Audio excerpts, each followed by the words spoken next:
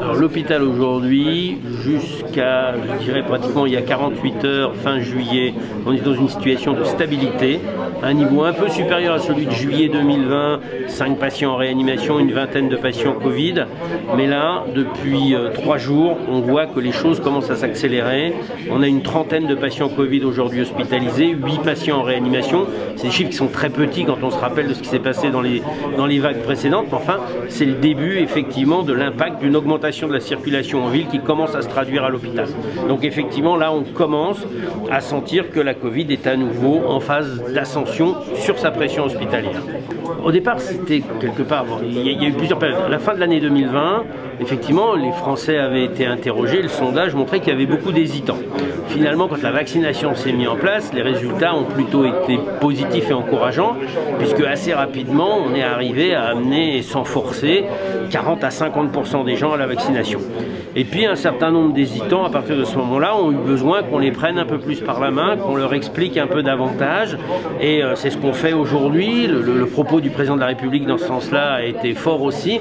Donc on sent qu'il y a une deuxième bouffée d'hésitants pas opposants qui sont en train de basculer vers la vaccination. C'est très bien.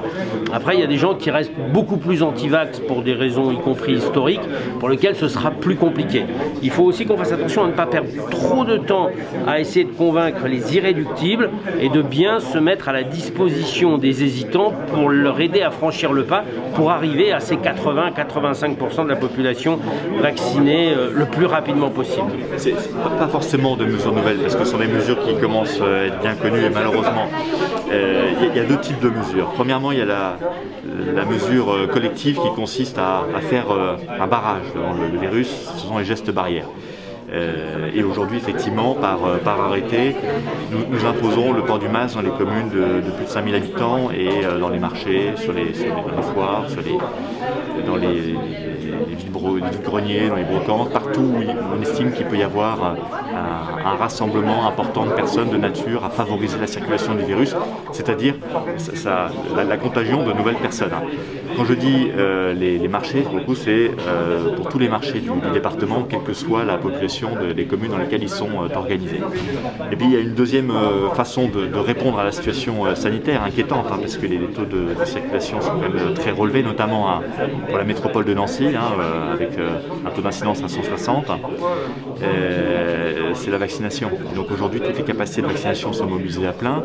Vous avez le centre Prouvé tenu par les sapeurs-pompiers qui offre encore la possibilité d'avoir des rendez-vous cette semaine, dans les semaines à venir. Et puis nous avons des démarches plus locales, plus décentralisées encore, avec des équipes mobiles qui seront déployées sur le plan d'eau de la Méchelle jeudi dans les quartiers prioritaires de Vendœuvre. Et tout au long du mois d'août, nous aurons au moins une opération dans le département par jour de vaccination de façon très décentralisée, très localisée, pour permettre justement à tout à chacun de trouver localement, plus près de chez soi, la possibilité de vacciner, mais aussi de pouvoir parler aux gens qui viendront, parler de la vaccination, parler potentiellement de leurs doutes, obtenir des réponses à leurs questions.